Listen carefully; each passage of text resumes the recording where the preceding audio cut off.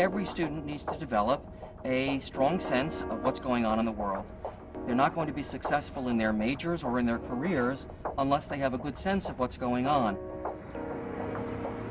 All the things I do in class seem to be really theoretical or things that happened from the past. But with the journal, it's things that are happening now or things that are going to be happening instead of just historical information.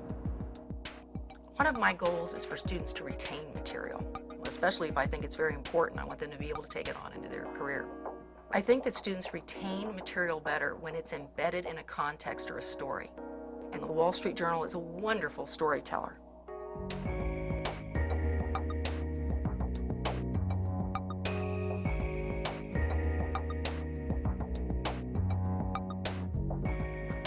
I've worked with faculty members who've not used the Wall Street Journal. I've been using it for 15 years, and I generally find that they're willing to experiment, but they want to be successful in their first experimentation. As with any new teaching pedagogy, if you go in and try something and it doesn't work, you're not going to try it again. So I try to think, what can we have them do in which I know they'll be successful? And there are a couple of very simple assignments. One way I suggest is on the first day of class, for the faculty member to find several articles that bring their topic alive, and for them to bring those to the class on the first day before they hand out the syllabus.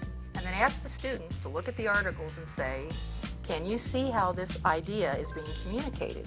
This course learning objective is being communicated in these articles. Because the way I found to best grab their attention is through some sort of relevant issue. And I'm going to have to use something other than the textbook. The first thing that I do, this is the first week or the first day that I do, I log on to the Wall Street Journal site and I show them my own personal page, the first page, and the way that I designed it. Sector, industry, topic, Middle East. So I show them mine and I say, you see, here's what I like to know. I call it letting the journal read itself for you. And I show that to the students that feature the first day of class. Of course, more and more students are coming to school with laptops, and so a lot of them prefer reading it electronically. And they say, well, I don't have time to read the whole journal. Tell me what's important and I will read that. And I said, you determine what's important. You personalize your journal. Because the goal is to find material that integrates the topics we're covering. And whether it's at WSJ.com or actually the physical paper, the Wall Street Journal is an ideal way to start the discussion. Have you been hearing anything about inflation? Yeah, what have you been hearing? Interest rates are going up, right? Okay, so let's look at two articles. The article in Thursday's Wall Street Journal from the What's News section, U.S. inflation picks up speed, raising odds of tighter credit, talks exactly about that. The first time I used the Wall Street Journal in class, the students were a little taken aback at first. They were trying to figure out exactly what I was looking for. But I think after they started the process, they realized that it helped better connect the abstract theory that I was teaching with real life. We start each class session with a discussion of what's going on in the news, and we use the journal as the catalyst or the springboard for that discussion. Sometimes that discussion is 5 minutes, sometimes 10, sometimes 15. And quite honestly, if the students really want to take that discussion and go with it, I'm perfectly happy to do so. Hey, Matt, what do you have in the Wall Street Journal?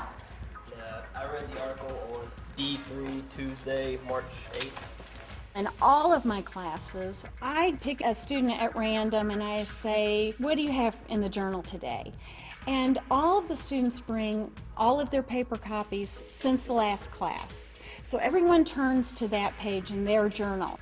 That student then gives a very short summary of the article and then tells me and the rest of the class why he or she selected the article and what is the connection to the class. What have we learned in class, or what are we currently learning that you can use to apply those skills and that knowledge? I was going to ask, how much does lobbying really affect the image of the company in the eyes of the mass public anyway? Most people don't realize that the corporation is lobbying. Actually, that's an interesting thing. First of all, what does Starbucks sell? Excuse me? Experience. Image. For faculty members who've not used the Wall Street Journal, if you don't have confidence initially in your ability to select articles and topics, you can sign up for weekly reviews. So every Friday morning, I can count on getting an email from the Wall Street Journal in which they've picked usually 3 or 4 articles. And the article is summarized, and then there are several questions that have been written by faculty members around the country. I use the ProfessorJournal.com all the time because I go into the archives of the weekly reviews to look for articles on particular topics. In fact, many times I'll use weekly review questions as part of the exam, where I ask them, analyze this article just like you would in class. Okay, what did you get for the margin of error? I think one of the things we struggle with students is, are they getting it? And so I also test on the journal. The value of a quiz is you can tell pretty quickly, especially if you're using clickers, whether or not they're getting it. There's not an exam where I don't have at least 4 or 5 questions from the Wall Street Journal. Consistently, all the time.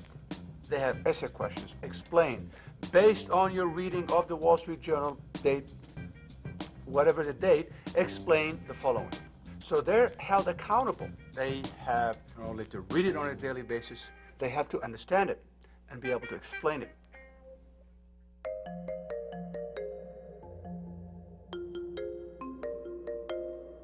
Depending on the class, I would use the journal in a lot of different projects.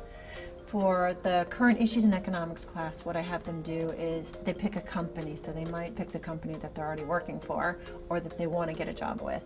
But they may pick, for example, Dell, and they track all of the current issues that are impacting Dell, and they launch into a paper topic. They look at the money and investing section where they can actually track what's happening with the stock value of the company. They look at the marketing section if there's a new aspect to that industry or a new product that's coming out. They look at the what's news section to see what's happening, whether it's political, legal, financial, international. So they're looking at all the sections of the Wall Street Journal. Once they start reading it on a daily basis, they start to look at the business world and the business community in a different light. Ultimately, I just want them to be able to read it and be able to say, what's happening? How does this impact the world?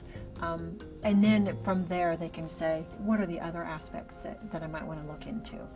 I find myself always being challenged to think, is there some new way I can use the journal? It's more of a game almost of how can I use the journal today to make this material relevant? Because quite frankly, cost accounting is not everybody's favorite topic.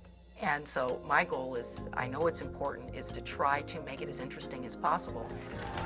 We are on to the game.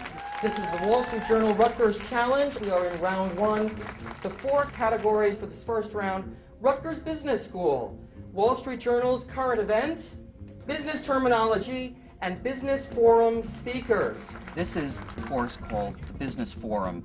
It's an introductory business course which all students take to introduce them to all the various facets, the various possibilities that they might pick up in business, whether marketing, management, finance, accounting, information sciences. This game is a wonderful, fun way to combine the Wall Street Journal with what they should have been learning in the course, with what they should be learning about what's going on in the world.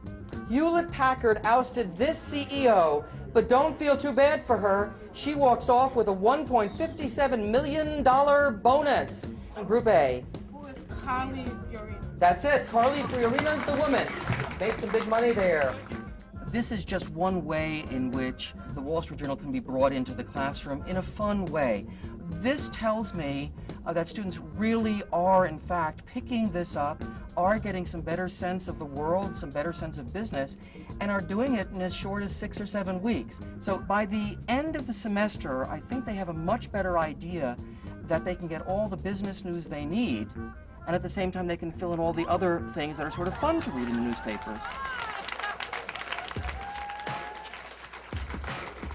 Learning takes place in ways that tie theory to practice. And so we use a newspaper to spark a conversation, to get students to go beyond the headlines and to be able to think critically and make decisions based on what they read. I think our students are particularly demanding about making sure that their education is relevant, and the journal helps us take the frameworks and models and theories that we are exploring in a traditional textbook or even in recent cases and applying them to real-world events that are happening, real time. If you go to ProfessorJournal.com, you can sign up and get started. And so very quickly, you can be rolling using the Wall Street Journal. And it's wonderful because there's always a certain group of students who are engaged. They're the ones whose hands are there. They're always there. They're excited. But when you can get beyond that core, and when you've got 2/3 or more of the class responding with that energy, then you know this has been a good day.